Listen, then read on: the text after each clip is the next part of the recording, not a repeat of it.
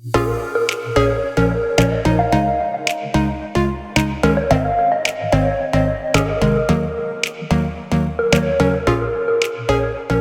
back to the Practical Church Podcast. My name is Dylan Dotson, and this show is all about helping you plant and grow healthy churches.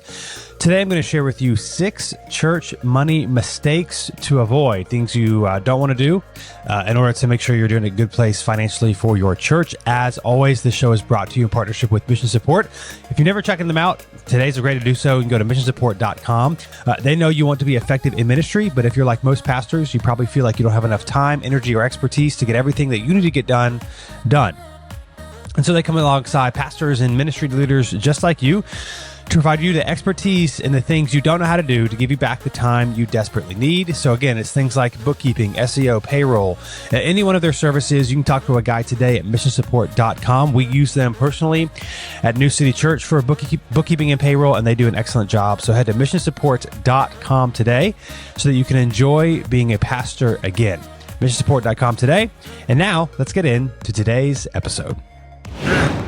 So here we go. 6 money mistakes your church needs to avoid. Things to think through. Some of these you may have heard before. Some of them might be a little bit newer, but it's just trying to think about your financial position at your church, how to be good stewards, maybe how to increase your income revenue to do the things you want God to do. Here are some things that you want to be careful that you don't do to kind of get in the way of doing the things that you want to do. Here's number 1. Not proactively budgeting for mission and desires. So not proactively budgeting for the mission of your church, things you want to do. And I would just also say your desires. So what I mean by this is like your church budget is the things that, of course, that you want your church to do and accomplish. And in order to do that, it takes income. So let me give you maybe some examples from New City Church. One of the things that we do at New City is that we provide childcare reimbursement for parents in community groups. We ask all of our partners at New City to be part of a group. And so just from the beginning, we felt like it wasn't necessarily fair for parents to ask people to do something and then make them have to pay to do it if they have kids. And so from the very beginning of our budget, we have a child care reimbursement for community groups. Now, obviously, when you're starting out and you're smaller, that budget line item is not as much as it is now, or as your church grows and as people have more kids and have kids and all that sort of thing. But it's harder to start a new budget line item that wasn't already there. It's easier to grow a budget line item as your church budget grows than to put something new in there. Now, of course, you can do that. I'm just saying it's easier. And so one of the things that we do at New City is we provide childcare for community groups. Now, this can cost money, though. I will say, if you are interested in doing it and you don't currently do it, it won't cost you as much as you think, because not everybody uses it. We always thought that like everyone would use it or more people would use it than they do, and not everyone necessarily does. So I would just say that's helpful. And it also just shows that, hey, this is actually a priority for our church because we're actually willing to put money behind it. And this goes for anything in your church, man. If you're saying, hey, this is a priority or this is important for our church, and we have like no budget or minimal budget for it, it's probably not that much of a priority. And so that's one of the things we did from the very beginning to make it really easy and accessible for parents to go to a group or be part of a group. So that was helpful for us, being proactive. Church planning for us is a big deal. Maybe not surprising given this this podcast. But we've been very, very intentional about planting churches or financially getting behind church plants. And I think for us, again, it's not just hey, this is something that we want to do. It's like, here's our church planning budget. Here are the churches we are currently funding. Okay, when is this church dropping off? And so what we want to do is, okay, this church is going to drop off funding in 6 months, 3 months, 9 months, whatever it is. We want to make sure when we drop them off that we're starting another church right away. So because it's in the budget, we're not just kind of like waiting around or kind of maybe if we feel like doing it, like we're actually going to do it. So I just want to say, if you have desires or things that you want to do for your church, put it in the budget. This will encourage you to like make sure you're financially in a good spot, that you're not overspending because you have this great idea and it's not in the budget. Or well, I think the opposite, what often happens is you're just not doing it. It's like, well, it's not in the budget to do this thing, whether it's church planning, childcare, community groups, a ministry you want to do, something you want to do on Sundays, whatever. It's not in the budget, so we can't do it. And it's like, well, if it's a significant thing and it would help bring health to your church or help you reach more people more effectively or develop deeper disciples, you should put it in your budget. And so not proactively budgeting for missions and desires is a really big problem, because also too, some of these things are not just like expenditures, they're actually investments. And so you might not see necessarily a return on investment right away, but you will over time. And so make sure, again, if there's something that you want to do, look at your budget. Is it in there? If it's not in there, should you move things around, or should you make a line item in there, raise more money, or whatever it is? But again, I just talked to a lot of guys over the years who are like, hey, that sounds great, or I'd like to do this thing, but they've got no budget for it. Again, maybe that's not necessarily new. Sometimes we talk about like online engagement.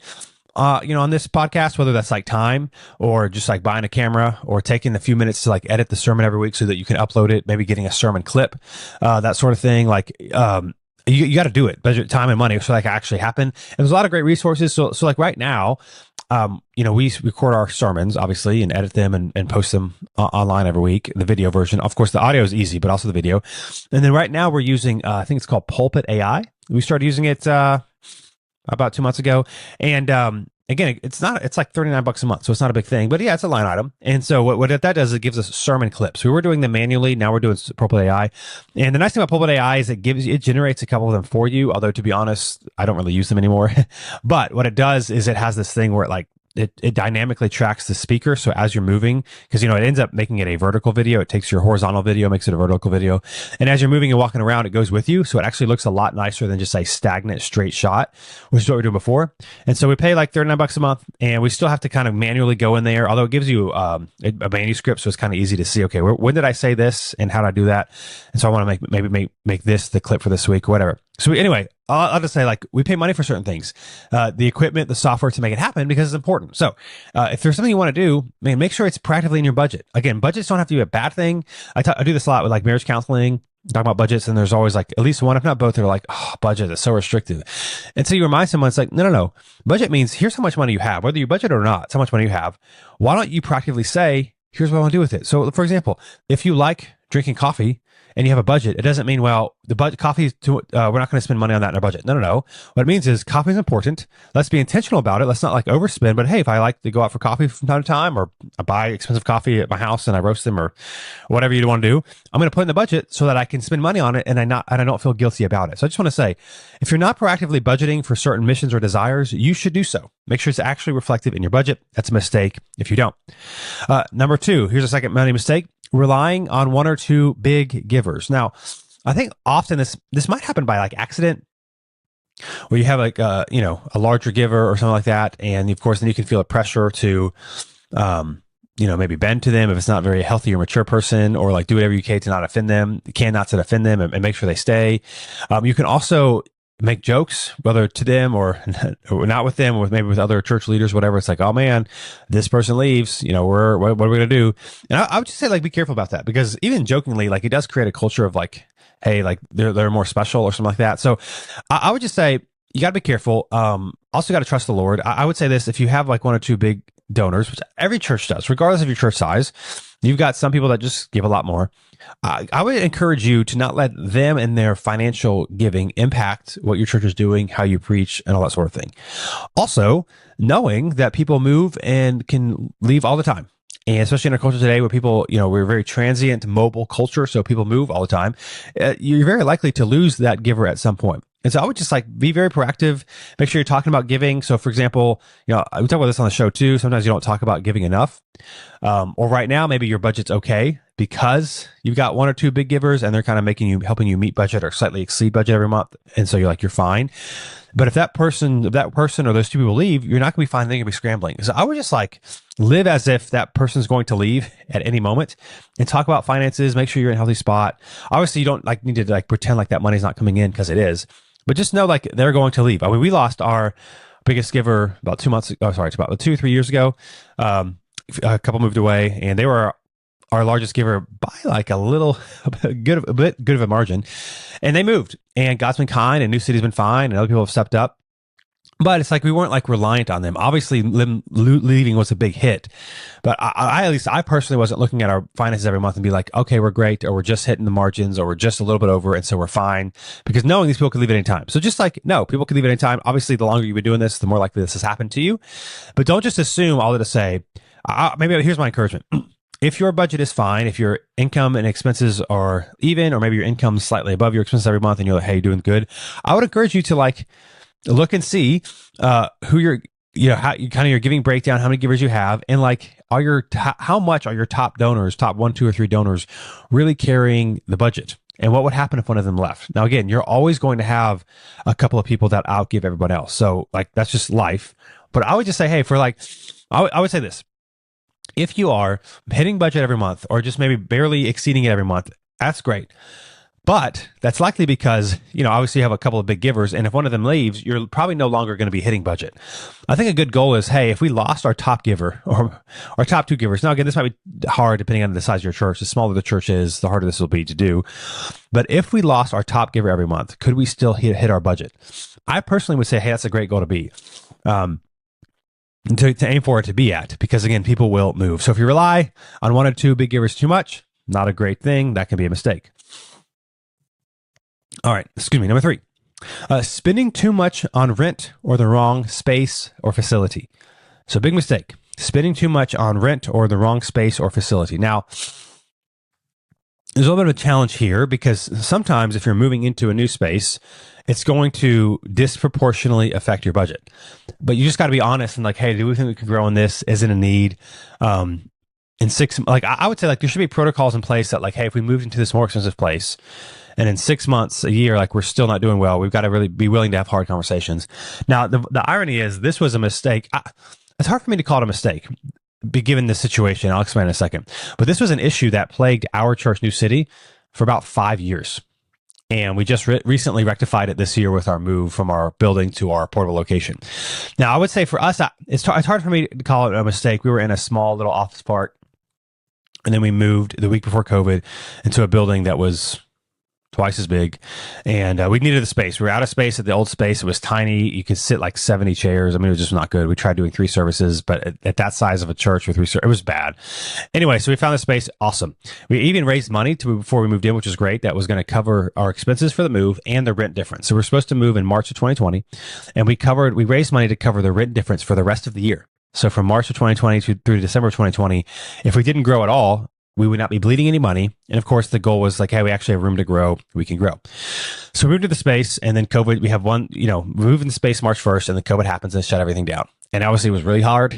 And I remember talking to my pastor friends. I was like, listen, guys, this stinks more for me than for you, because some of you, are paying your rent, your mortgage, whatever, and it's staying the same. The rest of you are portable. And so now you're not paying anything.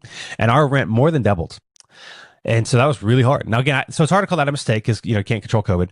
What was challenging was we moved in as we took a sublease in 2020. And then the sublease ran out like end of 2021. And then we signed our own 5-year lease at the end of 2021 with an option to get out at like 3 years or something like that. It could be a little fuzzy on the years, but something like that. Maybe it was early 2022. Now, the challenge for us is we were spending a lot of money on our space relative to our budget, too much, but COVID hit. And then, depending on where you were, Raleigh was very COVID restrictive, and I mean, obviously looking back on it now, even though I shouldn't say looking back on it now, at the time I also believed it. It was unhealthily so. And so Raleigh was very mask mandates until we had mask mandates and they went away and they came back, and they would not take them away until Joe Biden officially made his thing. Like in 2022, hey, we're not going to do this anymore because it wasn't polling well, and all these sort of things. So it was like very restrictive in Raleigh. And so when we re-signed so maybe it was 2022. Yeah. So it was 2022 when we signed the 5-year lease because the sublease had ended from the church that we took over, and with an opt-out clause at year 3. And again, the building was really expensive for what it was, but we just weren't normal. Like we really, until like the end of 23, early 24, COVID was no longer a reason people weren't coming to church in Raleigh. And so we signed this lease, and it became very obvious, 2024, that I was like, okay, this space is, we were kind of running into some space issues with it, but it just wasn't good. We were running out of kid space. It was very expensive for what it was. And so we were stuck there until June of this year, 2025, until we could opt out of our lease. And so from March 2020 to June 2025, we overspent on our space quite a bit. Now, again, it wasn't because it was just because like of COVID, how the things do. There's nothing we could do about it. And then once we finally realized, okay, this space really isn't working, it was, about 18 months before we got out, and we were just stuck because we're in a lease. And so I'll just say, obviously looking back on it, it kind of was a mistake, but then COVID, also made it really hard for what it was and what it did. And so it was hard. This was a lot of our budget. Now we're like making up for it. It was great. We spent money on the move, but like we're very cash flow positive every month right now, and which is awesome. So now we're gonna be able to save more to get to another space some point in the future. So I just want to say, you gotta be willing to have those hard conversations. And there is a little bit of risk involved in terms of, hey, I'm going to go and move into this new space. It's going to cost money. But you guys hey, you should have parameters going in. If like, hey, if we're not here in this spot financially at this time, then we might need to do something else. So all this say, spending too much on a wrong rent or wrong space can really hamper your church. Number 4, not investing in what actually reaches people. So not investing in what actually reaches people. Now I want to say this. There's nothing wrong with, for example, buying updated tech or screens or audio or equipment or whatever, chairs, that sort of thing. That's not wrong. Sometimes that's a necessity. But we also have to like be willing to spend money or invest in things that are going to propel long-term growth, even if it's not necessarily going to be something that might help us right now. And so it might be, I don't know, small things like, hey, the pastor gets a book budget to buy books and to learn. It could be, we're going to spend some money on our audio equipment is like really, really bad. So it's not just we want new audio equipment because it's like it'll give us like a 10% difference. It'll give us like a 75% difference. It could be like, hey, we don't have any camera to record our sermons, and so we're going to buy a camera. Versus, hey, there's a $10,000 price difference between these two cameras, and there's only a 5% difference, and on our church budget, that 5% is not worth it. So I just want to say, like, you got to invest in things that actually matter. So engaging people, making your content available, it matters. Things you can invest in, like on a Sunday morning, that affects like the Sunday morning experience, that matters. Things that can help with like community groups or some of your outreach. It's like investing money in actually what reaches people, and not just like the maintenance stuff that you need every single week and every single month. And I'm not downplaying the maintenance stuff. Like, it's important. Your space is important. Weekly expenditures for stuff you got to buy every month, whatever, that's important. But is your budget just trying to keep the machine going, or is there things in your budget that are actually, hey, like might not see a return on this right now, but it's actually good for our long-term future. So just think, like, your budget can't just be, here are all of our expenses to make sure we're here are our expenses, and we're going to have enough money to like make sure all of our needed and necessary expenses every month are covered. Are you able to invest in some things that will help you, develop your team, develop your church, or things that encourage people to show up and be a part of what you're doing? So not investing in what actually reaches people cannot be helpful. Again, I'll give you a real practical example. Now that we're in a school, it's a much bigger auditorium. We were at 2 services, back at 1. And so right now we are investing a lot more on Sunday after church experiences to get people to stay longer and hang out after the church. Kind of the goal here is like, we want there to be a couple of times each month that someone's like, hey man, like, I'm really glad I came to church today. And if I hadn't come to church today, what would I have missed? Is there something in the service that like I would have missed out on? Was there something after the service that I would have missed out on? And so we're spending some more Sunday, money on like doing things after service while everyone's there at one service to really show like, hey, I'm glad I was here today. So again, that will actually over time encourage people to show up and encourage people to invite their friends to participate in what God is doing. And these are extra expenses. These are things that we don't have to spend money on, but we're going to, because it helps us invest and reach more people. So make sure it's going to move the needle long term. So things like events, ministries, even staff positions. Sometimes, it's like, hey, if we hire the staff person, they should bring some added benefit and help us grow and do something if we're going to hire this person. So it might cost money, but it is an investment. You're not just hiring a new staff person to do tasks. You're hiring them to help you move the mission forward.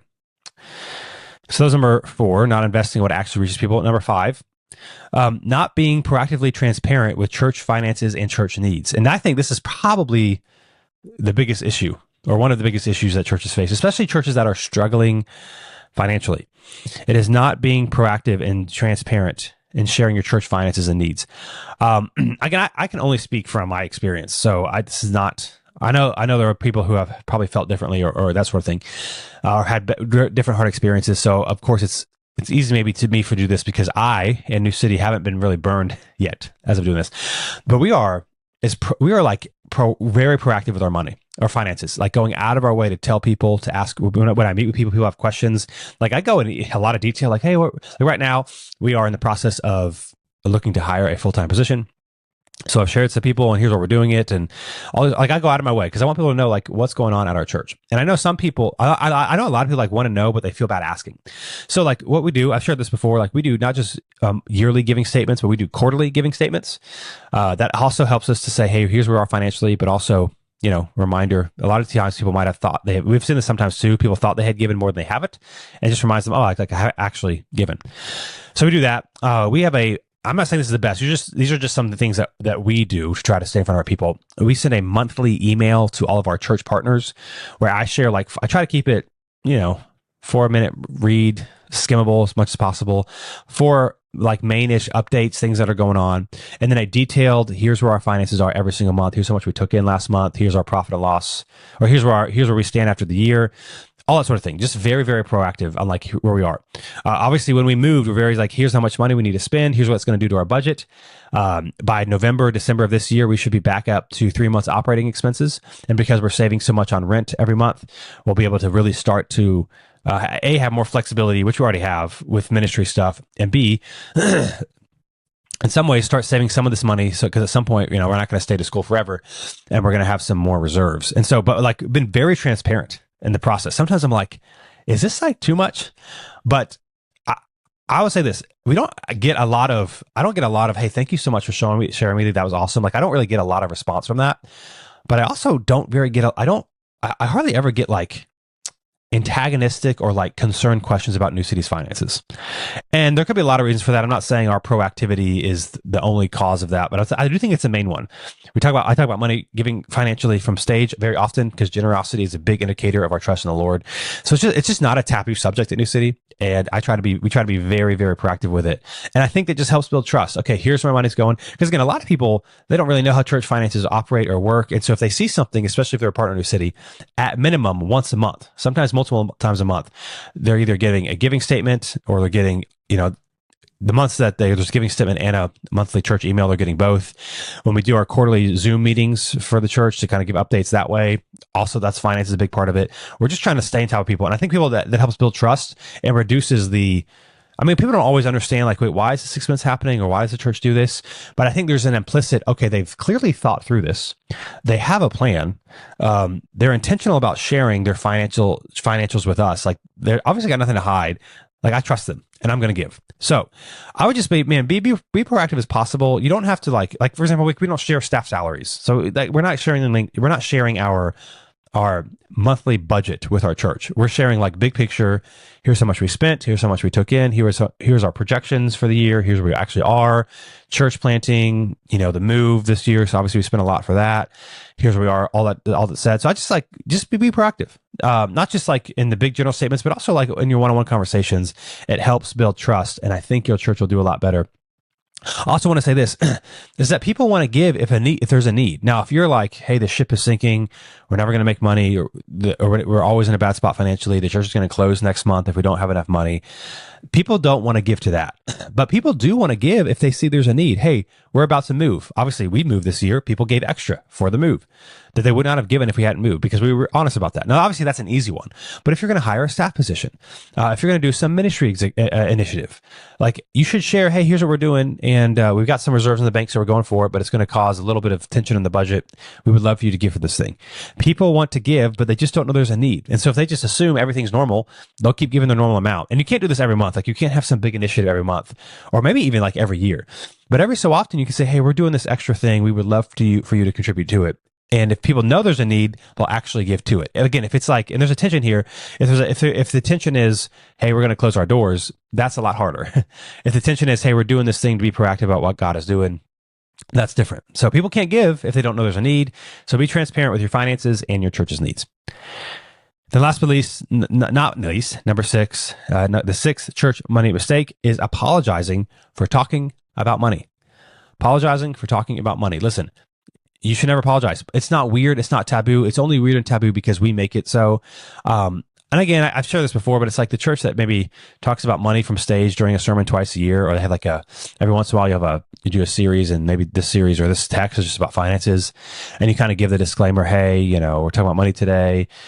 We don't just want your money. We're so sorry. You might have had this bad experience with church in the past. We're not like that. And then you go talk about the sermon. It's people kind of feel oh, I guess I should feel some sort of way, or I should feel defensive about finances because you just apologized in ways that you don't apologize when you preach on any other subject. Like when you preach about biblical sexuality, you're not like, okay, guys, hey, I'm really sorry. It's kind of awkward. We're going to talk about this today. Or greed or forgiveness. Like, oh, guys, listen, I know this is really hard. And it's kind of awkward because like you don't want to forgive, but God like calls us to do it. So we should try to, like, we don't do that with any other topic. And we do it about money. And if you do that money, you can't wonder why your people might have a weird reaction to it or like have this like distrust because you're like apologizing for it. So I'm not saying you can't ever give disclaimers. I'm not saying you can't say, hey, you might have had a bad experience with churches being financially, with churches' finances in the past. We strive to be really transparent. I'm not saying you can't like give those disclaimers or whatever every once in a while, but just don't be awkward about it. And the more you talk about money, the less awkward it is. It's like, it's not a taboo thing. It's not apologizing. Here's where we are. Here's what we need. Here's our projections for the year. You should give because, God has been generous to us. One of the things I say somewhat often at New City Church is that if you're a follower of Jesus, and you've been coming for more than 6 to 9 months at New City Church and you're not plugged in and connected and giving, I would encourage you to find a church that you would feel comfortable giving financially to. Now, obviously, if someone's not a Christian, they're trying to figure this thing out, that's fine. And even a baby Christian, they don't even know they have to give. That's fine. But at least we don't like go through a giving statement. Hey, you haven't given in 9 months, leave. We don't do that, of course. But hearing from me, hey man, like if you're not comfortable giving to New City Church, you should go somewhere where you are comfortable giving, because giving is an important part of following Jesus and of being a disciple of Jesus. And so we just say that as well.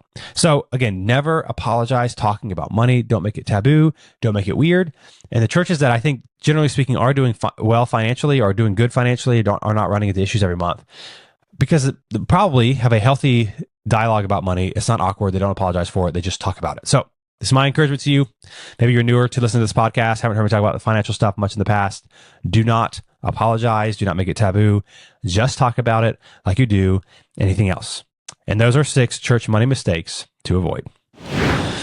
So my observation for this episode is really just the need to have an answer when people ask you to reference a cultural moment in your church services, or ask you why you didn't. When this comes out, I think it'd probably be about a month or so, or more than since the assassination of Charlie Kirk. And so, of course, the week that he was shot, there was a lot of people were talking about it. And then there was like debates online, like, hey, you should leave. I saw people leaving their church like mid-service because their pastor didn't talk about it. And some pastors are being like, hey, if you don't talk about, so it's like, if you don't talk about it, you're not faithful. And obviously some people don't like that it was talked about. And so it's like a tension. And so I would just say this: whatever your stance is on what cultural issues that will happen, or whether or not you'll address them, you should have an answer. So, for example, we get this from time to time at New City.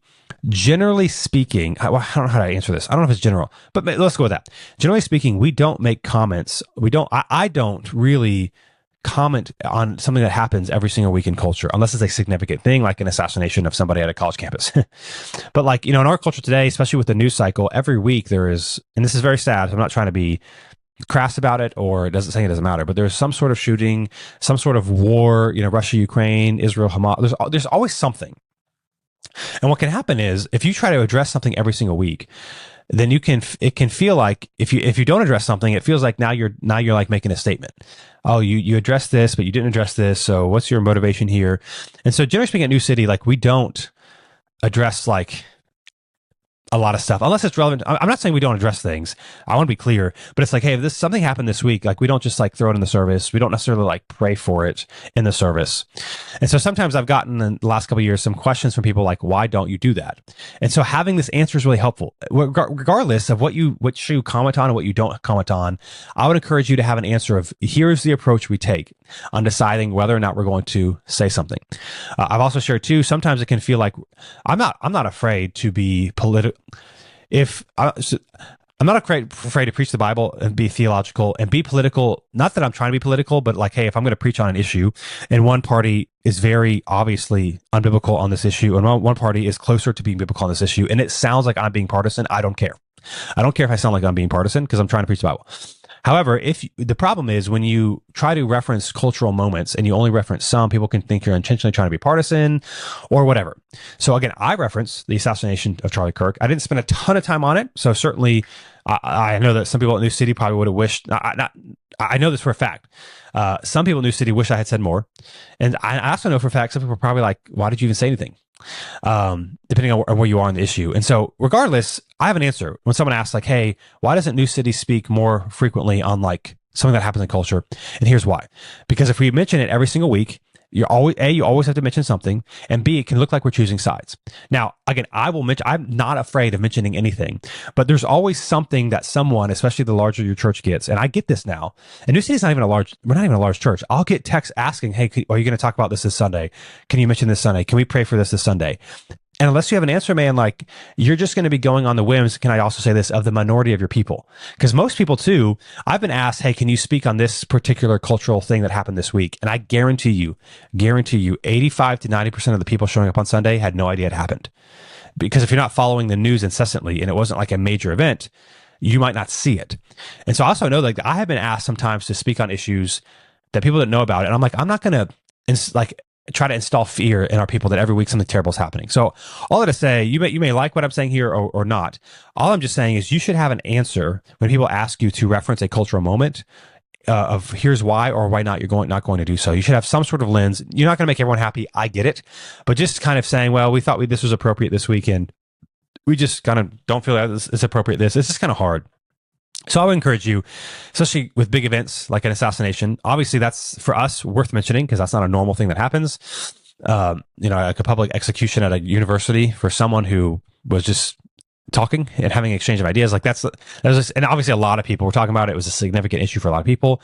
I would say this too. If you're as a pastor were willing to mention George Floyd and other people, in 2020, 2021, you should be willing to mention Charlie Kirk in 2025. It shouldn't matter if this is more of a right-wing person in 2025 or left-wing issue in 2020, 2021, because if people are grieving, then you should say something, whether or not you like or dislike, whatever. If people are grieving, you should mention something. Obviously, a lot of people were grieving, and so it was worth mentioning. But have an answer when people ask you to reference a cultural moment or ask you why you don't. Well, this episode's personal growth tip is what to do when you're stuck. What to do if you're stuck. Here's the deal. You need to ask yourself this if you feel stuck. Do you need to try something different or do you need to try harder? Because getting this right can make all the difference in the world. Do you need to try something different or do you simply need to try harder? So for example, is your workout plan not leading to results because you aren't actually following the plan? So for example, you're not exercising as much as you said that you would, or is it because it's just not a good plan? In other words, you are following your workout plan, but you're just not seeing results. So is the issue the plan or is the issue the execution? How about this? If you spend too much time on your email, is it because you're not following the plan, which by the way, most people don't have a plan for email, so they spend too much time on it. Anyway, is it because you're checking it outside of the times you designated to check it? Or is it because you don't have a good plan? In other words, you plan to check it too many times during the day and you need to reduce it, or you just don't have a plan. So you spend too much time on email. Is it because you have a plan and you don't do it, or you just like check it all the time and you have no plan? Or this one, do you struggle to focus at work because you aren't following the plan? In other words, maybe you schedule out your work day each day, but then you actually don't follow the schedule. In other words, so the problem is not the plan, it's the execution. Or is it because your plan to focus is not a good one? In other words, your plan is simply to try your best to not look at your phone and to resist notifications and to focus, but you'll try to get as much done as you can when the day's over, but you haven't like planned your day out. Sometimes we need to put more effort into executing our plan. Other times, we need just simply to have a different plan. However, before you can change your plan, you need to make sure you're actually giving your real current plan a shot. So before you change a plan, you do need to make sure you're actually following a plan and giving it a shot. Because again, if you haven't followed your current plan, then it's not going to work. I see this at a conversation yesterday with somebody, with parents disciplining their kids. And, parents will struggle with this and they'll say, well, they've tried everything. And my response is, well, no, you haven't tried everything. You might have tried a discipline plan for one day and then you stop doing it and you wondering why it doesn't work. So you gotta have a plan. So sometimes our plan is good, but it's actually too lofty of a plan. So maybe going from never exercising to the gym to saying I'm going to go 5 days a week. That's a good goal, but that's not possible if you never exercise. So in that case, you need to make an easier plan until you can build up the habit, and then you can make a bigger plan or change it if you want later. So going to the gym maybe 2 days a week to start, bump it to 3 days after a month and get into a good rhythm. Now, hear me. If you're stuck at something, job, ministry, a project, whatever, if you're stuck, actually commit to your plan or change your plan, but don't give up quite yet. Today's ministry question comes from James in our Practical Church Facebook group. If you're not yet part, join it. It's a couple thousand people in there. Ask ministry questions, get help. This is actually kind of a curious one, but I wanted to share a thought from it. James wrote this. He says, I'm wondering if any pastors find nicotine helps them focus for sermon prep. I haven't used much before, but once or twice I tried a 3 milligram pouch, and I think it helps provide better focus. I don't want to debate nicotine use in general, but just if you have found found a little bit useful for focus. So I guess if you've asked nicotine help you. And I don't know anything about nicotine. One guy said he like smokes a cigar or whatever. I just want to say this. I do like the intent of this question, trying to do things to help you focus for sermon prep, because you will not focus on accident. You will not focus on accident. Part of the reason people don't focus is because maybe they do sermon prep this is probably a big one for a lot of pastors, especially church planners. They don't do sermon prep at the same place and time every week. They kind of like fill their schedule around what everyone else wants in meetings, and then they kind of throw it in there. It's like, no, man. You need to put on your calendar, non-negotiable. Here's when I do it. It could be because where you do it changes. You do it at a coffee shop sometimes here, your house here. I just personally not a fan of doing sermon prep at coffee shops. You can do your other work at coffee shops, because it's going to help. It's going to make your sermon prep a lot longer. It's going to help. It's going to be really hard to get you in the zone and to stay focused out in public. Maybe you're tense, like, well, I just want to be around people. That's great. But also, one of the most important things you do if you preach regularly is preach a sermon, because you're doing it to a whole group of people. And if you can't preach well, I mean, it might sound unspiritual, but if you can't preach well, like, people aren't going to go to your church if you're confusing and you're not good. So, you should do things. I'll be focused. Here's what helps me. I do it the same time, same place every week, non-negotiable on my calendar. If something comes up, I will move it. So typically I do it on Tuesdays. I'll move it to like a Wednesday if something comes up on a Tuesday, but I'm still going to do it in the same time frame, the same place, like the same focus. So do that. Have a setup that you always use. Don't check email and social media when you're doing it. I would recommend starting it first thing in the morning when you're most focused and energized, and have less distractions of the day going on. But whatever it is, again, I don't know anything about nicotine and pouches and cigars or whatever. But I would encourage you to find things to help you focus on your sermon prep, because here's the thing: you'll do it faster and you'll preach a better sermon. You will do it faster and you preach a better sermon if you can write sermons while you're focused. As always, thanks so much for joining me today on the Practical Church podcast. If you want more from the show, you can go to Facebook and join the Practical Church Facebook group. If you want more from me, you can sign up for my newsletter, DylanDotson.com/best. And be sure to check out our partners at Mission Support, missionsupport.com. Again, SEO, websites, payroll, video. We talked about that today.